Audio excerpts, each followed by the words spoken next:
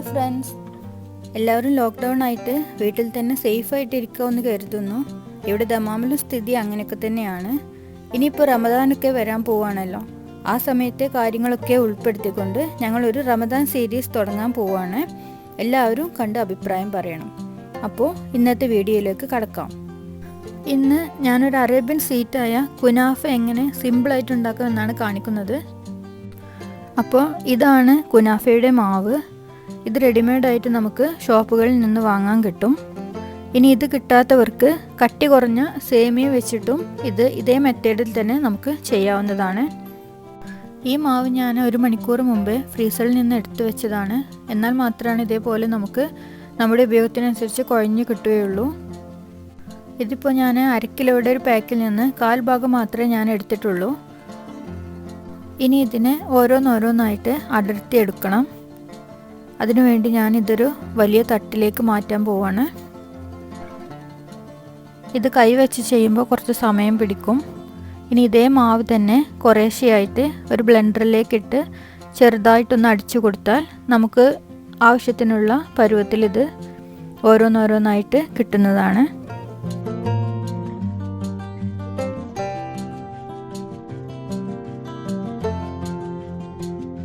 കണ്ടോ, ഇപ്പോൾ ഇതേപോലെ ഞാൻ എല്ലാം സോഫ്റ്റായിട്ട് അടർത്തി എടുത്തിട്ടുണ്ട്. ഇതേപോലെ ഓരോ നൂലായിട്ട് കിട്ടണം, എന്നാലേ ഇത് പെർഫെക്റ്റ് ആയിട്ട് ചെയ്യാൻ പറ്റുള്ളൂ. ഇനി ഇതിലേക്ക് ഉരുക്കി വെച്ച് ബട്ടർ ഒഴിച്ച് കൊടുക്കണം. ഞാനിവിടെ 5 ടേബിൾ സ്പൂൺ ബട്ടർ ഉരുക്കി വെച്ചിട്ടുണ്ട്.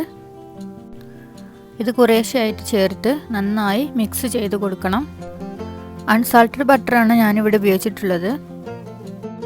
മാവിൻ്റെ എല്ലാ ഭാഗത്തേക്കും ബട്ടർ എത്തുന്ന രീതിയിൽ നന്നായി മിക്സ് ചെയ്ത് കൊടുക്കണം. ഇതല്ലെങ്കിൽ കുഴഞ്ഞു നിൽക്കുന്നൊരു മാവാണ്. ഇതിൽ ബട്ടർ കൂടി ചേർക്കുമ്പോൾ ഒന്നും കൂടി സോഫ്റ്റ് ആയിട്ട് കിട്ടും. അപ്പോൾ ബട്ടർ ചേർത്തിട്ട് നന്നായിട്ട് മിക്സ് ചെയ്തെടുത്തിട്ടുണ്ട്. ഇപ്പോൾ ഇതിൻ്റെ കളറും തന്നെ ആദ്യത്തിനേക്കാളും കുറച്ചൊരു യെല്ലോ കളറായിട്ട് വന്നിട്ടുണ്ട്. ഞാൻ ഈ പ്ലേറ്റാണ് ബേക്ക് ചെയ്യാൻ എടുക്കുന്നത്. ഇതിലേക്ക് നന്നായിട്ട് ബട്ടർ സ്പ്രെഡ് ചെയ്ത് കൊടുക്കാം. അപ്പോൾ നമ്മൾ എടുത്തു വെച്ച മാവിന് പകുതി എടുത്ത് ആദ്യത്തെ ലെയർ നമുക്ക് സെറ്റ് ചെയ്യാം. ഇത് വെക്കുന്ന സമയത്ത് എല്ലാ ഭാഗവും ഒരേപോലെ കനത്തിൽ വെച്ച് കൊടുക്കണം. ഒരു ഭാഗത്ത് കുറഞ്ഞും കൂടി ഇരിക്കാൻ പാടില്ല. അതുപോലെ മാവുള്ളതിനനുസരിച്ച് നമുക്ക് സൈഡിലേക്കും വെച്ച് കൊടുക്കാം. അതിനുശേഷം എല്ലാ ഭാഗവും ഒരേപോലെ പ്രസ് ചെയ്തെടുക്കണം. അപ്പോൾ നമ്മുടെ താഴത്തെ ലെയർ സൈഡിലൊക്കെ നന്നായിട്ട് പ്രസ് ചെയ്തെടുത്തിട്ടുണ്ട്. ഇനി ഇതിൽ ഫില്ലിങ് ചെയ്യാനുണ്ട്. ഞാനിവിടെ റെയിൻബോയുടെ തിക്ക് ക്രീമാണ് ഫിൽ ചെയ്ത് കൊടുക്കാൻ പോകുന്നത്.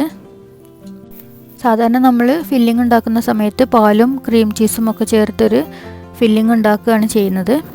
പക്ഷേ ഇവിടെ ഞാൻ ഇൻസ്റ്റൻ്റായിട്ട് തിക്ക് ക്രീം ചേർത്ത് കൊടുക്കുകയാണ് ചെയ്യുന്നത്.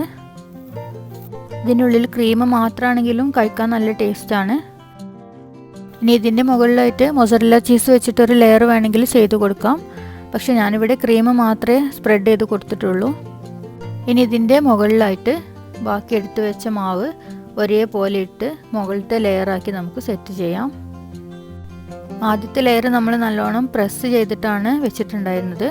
പക്ഷേ ഈ ലെയർ വെക്കുന്ന സമയത്ത് നമ്മൾ പ്രസ് ചെയ്യാൻ പാടില്ല. കാരണം അകത്ത് ക്രീം നമ്മൾ സ്പ്രെഡ് ചെയ്ത് കൊടുത്തിട്ടുണ്ട്. ഈ ലെയറും നമ്മൾ ആദ്യം ചെയ്ത പോലെ തന്നെ എല്ലാ ഭാഗവും ഒരേപോലെ നമ്മൾ കവർ ചെയ്ത് കൊടുക്കണം. ഇവിടെ ഇതിൻ്റെ മുകളിലായിട്ട് ഞാൻ സ്പൂൺ വെച്ചിട്ട് ചെറുതായിട്ടൊന്ന് പ്രസ് ചെയ്ത് കൊടുത്തിട്ടുണ്ട്. അധികം പ്രസ് ചെയ്യാൻ പാടില്ല. ഇനി ഇത് ബേക്ക് ചെയ്യാനായിട്ട് വെക്കണം. ഞാനിവിടെ 180 ഡിഗ്രിയിൽ 30 മുതൽ 35 മിനിറ്റ് വരെ ബേക്ക് ചെയ്യാനായിട്ട് വെക്കുകയാണ്. ഇത് ബേക്ക് ആകുമ്പോഴേക്കും നമുക്കിതിന് വേണ്ട ഷുഗർ സിറപ്പ് തയ്യാറാക്കാം. അതിനായി ഒരു പാനിലേക്ക് ഞാനിവിടെ 1 കപ്പ് ഷുഗർ ചേർത്ത് കൊടുത്തിട്ടുണ്ട്. അതിലേക്ക് ഇനി 1/2 കപ്പ് വെള്ളം കൂടി ചേർത്ത് കൊടുക്കാം. ഈ ഷുഗർ അലിയുന്നത് വരെ നന്നായി ഒന്ന് ഇളക്കി കൊടുക്കാം.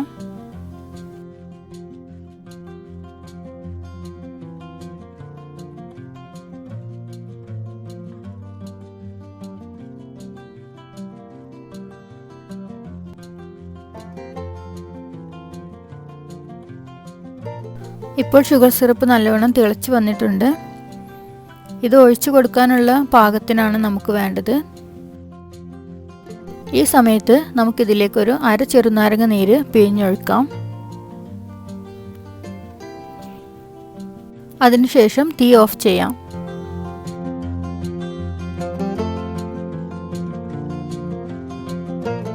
അങ്ങനെ 30 മിനിറ്റ് ആയപ്പോഴേക്കും നമ്മുടെ കുനാഫ ബേക്കായി കിട്ടിയിട്ടുണ്ട്.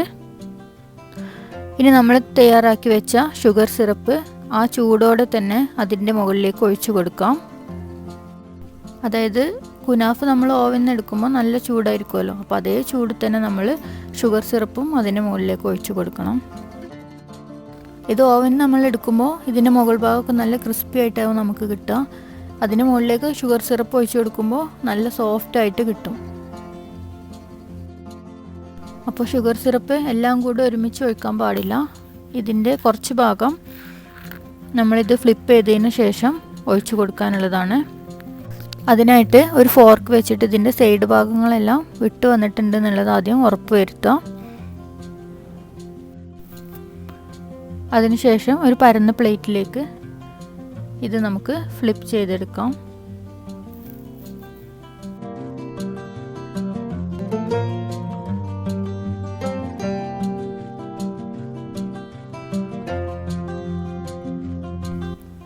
ഇനി ഇതിൻ്റെ മുകളിലേക്ക് കൂടി ബാക്കിയുള്ള ഷുഗർ സിറപ്പ് ഒഴിച്ച് കൊടുക്കാം.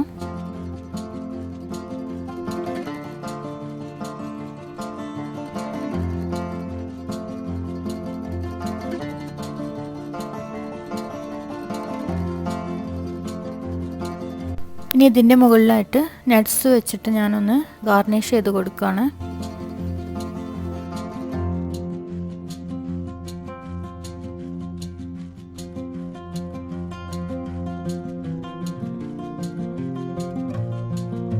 അപ്പോൾ നമ്മുടെ കുനാഫ ഇവിടെ റെഡി ആയിട്ടുണ്ട്. ഇത് ചൂടോടെയും തണുപ്പിച്ചും രണ്ടായിട്ടും കഴിക്കാൻ നല്ല ടേസ്റ്റാണ്. ഞാൻ ഉണ്ടാക്കിയതിൽ വെച്ചിട്ട് ഏറ്റവും സിമ്പിളായിട്ടുള്ള മെത്തേഡാണ് ഞാനിവിടെ കാണിച്ചിട്ടുള്ളത്. ഈ ഒരു മെത്തേഡ് നിങ്ങൾ തീർച്ചയായിട്ടും ട്രൈ ചെയ്ത് നോക്കണം. എൻ്റെ വീഡിയോ ആദ്യമായിട്ടാണ് കാണുന്നതെങ്കിൽ സബ്സ്ക്രൈബ് ചെയ്യാൻ മറക്കരുത്. കൂടെ ബെൽ ബട്ടൺ കൂടി പ്രസ് ചെയ്താൽ ഞാനിടുന്ന വീഡിയോയുടെ നോട്ടിഫിക്കേഷൻ നിങ്ങൾക്ക് ലഭിക്കുന്നതാണ്. ഇനി മറ്റൊരു വീഡിയോയുമായി വീണ്ടും കാണാം.